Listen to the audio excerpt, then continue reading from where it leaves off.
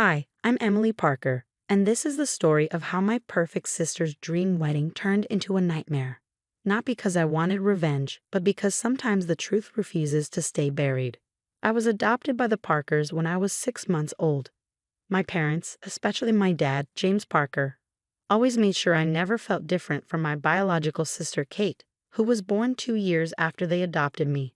At least that's what I thought for 28 years.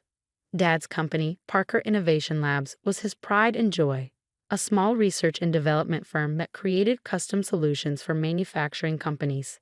I grew up watching him pour his heart into it, spending late nights in his home office reviewing projects and proposals.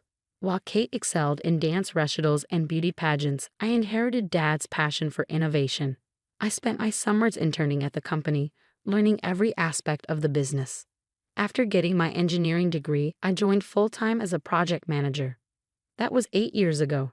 Since then, I'd worked my way up to Chief Innovation Officer, helping transform our small family business into an industry leader worth over $100 million.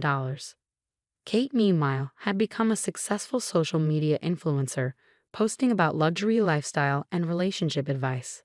The problem started when Kate got engaged to Thomas Bradford IEI, heir to Bradford Technologies, one of our biggest competitors.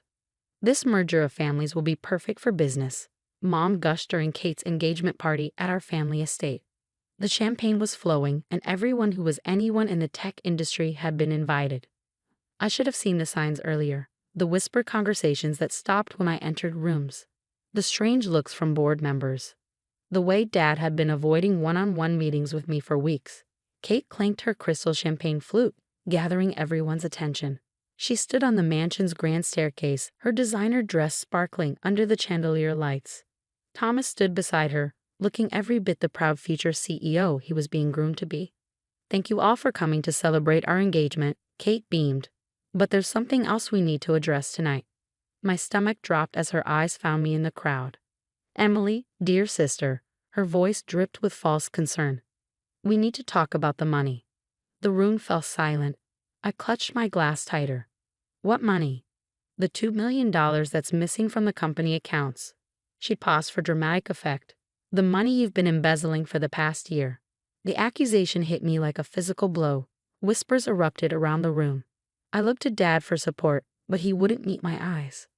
"What are you talking about?" I managed to say. "I would never." "We have proof," Thomas interrupted, pulling out a folder. Financial records showing systematic theft through a series of cleverly hidden transactions, all traced back to your personal accounts. I felt the room spinning. "Dad, you know I would never steal from the company. Everything I've done has been for." "Save it," Kate snapped. "You're just the adopted one, trying to steal what rightfully belongs to the real Parker family. It's time to pay it all back." The silence that followed her words was deafening. I waited for Dad to defend me, to say something, anything. Instead, he slowly nodded. "The evidence is quite clear, Emily," he said quietly. "I think it would be best if you resigned immediately. We won't press charges if you return the money." In that moment, everything I thought I knew about my family shattered. 28 years of love and belonging crumbled under the weight of one accusation. I set my glass down carefully on a nearby table. "You want me to resign? Fine, I quit. But you should check those financial records more carefully before you make accusations." I walked out of the party with my head held high, ignoring the whispers and stares. As I reached my car, I heard Kate's voice ring out from the doorway. "Don't forget to return your company laptop and phone. We wouldn't want you deleting any evidence." I smiled despite the tears threatening to fall. My sister had always been so focused on appearances that she never bothered to learn how the company actually worked. She had no idea that for the past 3 years, I'd been documenting everything. That night, as I sat in my home office, I began implementing the contingency plan I created but hoped never to use. Years of watching other family businesses implode had taught me to always be prepared for betrayal. I pulled out my personal laptop and accessed a secure server that Kate and Thomas didn't know existed. Every email, every transaction, every piece of evidence showing who had really been stealing from the company. It was all there, waiting to be revealed. Kate's wedding was in a week. She planned an extravagant ceremony at the city's most exclusive venue. with over 500 guests, including every major player in the tech industry. She'd spent months ensuring it would be the social event of the year. Little did she know, I had my own plans for her special day. Sometimes the best revenge isn't about destroying someone's future. It's about revealing the truth about their past. As I prepared for bed that night, my phone buzzed with a text from Kate. "Don't even think about coming to the wedding. Security has your photo." I replied with a simple smiley face emoji. She had no idea that I didn't need an invitation to crash her perfect day. After all, I designed the venue's security system myself. The next 7 days would change everything. But first, I had some calls to make.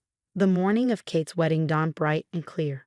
While she was probably getting her hair and makeup done at the Peninsula Hotel's presidential suite, I was in my home office making final preparations. The last week had been busy. I'd reached out to key industry contacts, set up meetings with the SEC, and gathered irrefutable evidence of what had really been happening at Parker Innovation Labs. But my most important call had been to someone Kate had completely forgotten about: our company's original programmer, old Joe. Joe had worked for Dad since the beginning, creating our core software systems. Kate and Thomas thought he retired 6 months ago. They didn't know he still maintained backdoor access to all company servers at my request. "Got everything?" I texted Joe at 9 a.m., all downloaded and verified. He replied, "They never changed the master passwords. Amateurs." I smiled, thinking of Kate's face when she realized her clever financial tricks weren't so clever after all. The money she accused me of stealing, every penny could be traced back to offshore accounts belonging to her fiance's family. At precisely 2 p.m., I parked my car 2 blocks from the St. Regis Hotel. The wedding was scheduled for 4 p.m. in the Grand Ballroom. Security was tight. Kate had made sure of that. But she'd forgotten one crucial detail. I'd installed the hotel's entire security infrastructure 3 years ago through Parker Innovation Labs. I walked through the service entrance, nodding to the kitchen staff who recognized me from the system installation. My fingerprints still worked on the biometric locks, another oversight. I made my way to the control room, where my old friend Marcus was working security. "Emily?" He looked surprised. "They said you were banned." I handed him a USB drive. "Marcus, remember when I saved your job last year after that breach? I need a favor." 20 minutes later, I was settled in the ballroom's upper control booth. Below, guests were arriving, the who's who of the tech industry, all dressed in their finest. Mom was greeting people, wearing an expensive new dress. Dad stood with Thomas's parents, probably discussing the merger they'd announced yesterday. The merger that would save Bradford Technologies from bankruptcy, using Parker Innovation Labs' money. My money. The money Kate accused me of stealing. At 3:55 p.m., Kate made her entrance for photos. She looked stunning in her designer gown, beaming as cameras flashed. Thomas waited at the altar, looking every bit the proud groom. I waited until the ceremony began, until the minister asked if anyone had any objections. That's when I activated Joe's program. The ballroom's lights dimmed. The massive screens meant for wedding photos came to life. And there, in high definition, began playing a presentation I titled "The Truth About the Parker Family Fortune." Financial records, emails, secret meetings, every corrupt dealing, every stolen dollar, every lie, displayed for all to see. Kate's face went from confusion to horror as she watched proof of her fiance's embezzlement scheme unfold on screen. "Turn it off," Thomas shouted, but the hotel's systems weren't responding to anyone but me. Then came the recording, a conversation between Kate and Thomas from 3 months ago. "Once we frame Emily for the missing money, Dad will have to give me control of the company." Kate's voice filled the ballroom. "The adopted brat never deserved it anyway.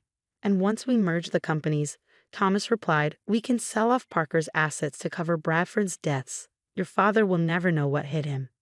The screen switched to security footage of them doctoring financial records in Thomas's office, carefully cracking the trail that would lead to me. The ballroom erupted in chaos. I emerged from the control booth, walking calmly down the main aisle.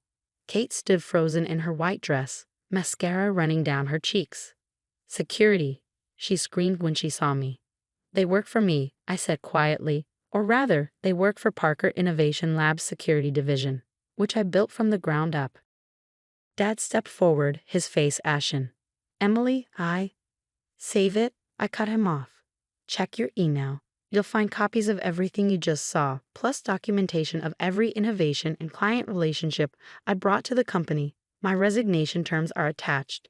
You have 1 hour to accept them. You're bluffing, Thomas snarled.